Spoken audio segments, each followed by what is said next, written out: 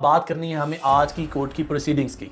आज कोर्ट ने clearly indicate कर दिया कि चौधरी परवेज़ इलाही साहब की अंडरटेकिंग जो थी कि किसी भी सूरत में वो असम्बलियाँ तहलील नहीं करेंगे। उन्होंने एक बयान हल्फी जमा करवाया हुआ था जिसकी बेस पर उनका केस चल रहा था। अब क्योंकि गवर्नर पंजाब ने भी अपना केस पिटीशन वापस ले लिया और गवर्नर पंजाब ने तय बात है यूटर्न ले लिया और अदालत हमारी ने फरमाया है कि जनाब आप यू आर गुड टू गो।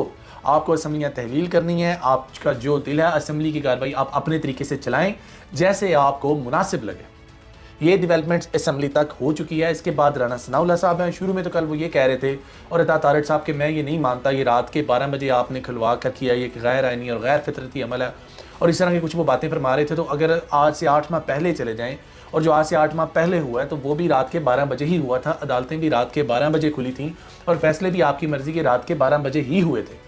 तो ये कोई नई रवश नहीं है, ये कोई नवा सेटअप नहीं है, ये कोई पहली दफ़ा नहीं हो रहा।